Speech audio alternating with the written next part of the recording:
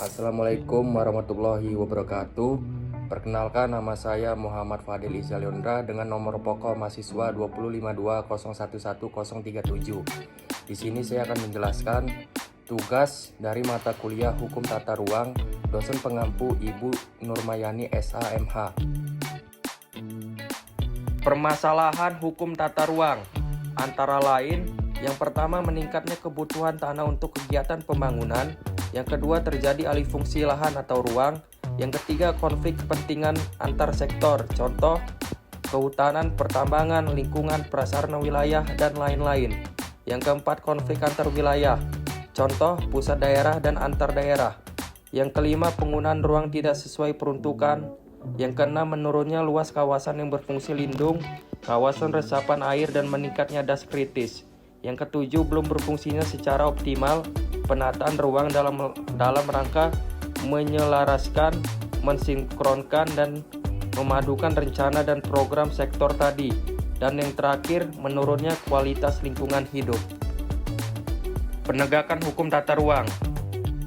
Di dalam pasal 61, dalam pemanfaatan ruang, setiap orang wajib yang pertama menaati rencana tata ruang yang telah ditetapkan, yang kedua memanfaatkan ruang sesuai dengan izin pemanfaatan ruang dari pejabat yang berwenang, yang ketiga mematuhi ketentuan yang ditetapkan dalam persyaratan izin pemanfaatan ruang, dan yang terakhir memberikan akses terhadap kawasan oleh ketentuan peraturan perundang-undangan yang dinyatakan sebagai milik umum.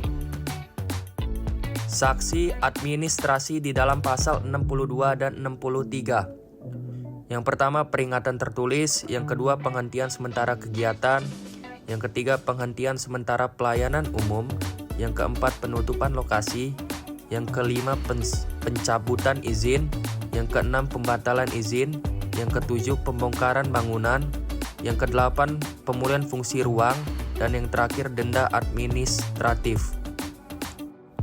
Sanksi perdata. Di dalam pasal 66, masyarakat yang dirugikan akibat penyelenggaraan penataan ruang dapat mengajukan gugatan melalui pengadilan. Sedangkan di dalam pasal 67, yang pertama, penyelesaian sengketa penataan ruang pada tahap pertama diupayakan prinsip musyawarah mufakat.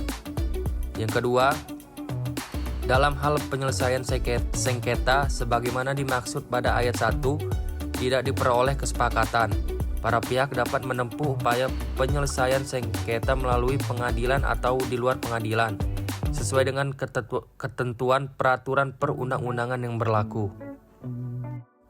Sanksi pidana diatur dalam pasal 75, yang berbunyi, setiap orang yang menderita kerugian akibat tindak pidana sebagaimana dimaksud dalam pasal 69, pasal 70, pasal 71, dan pasal 72 dapat menuntut ganti kerugian secara perdata kepada pelaku tindak pidana.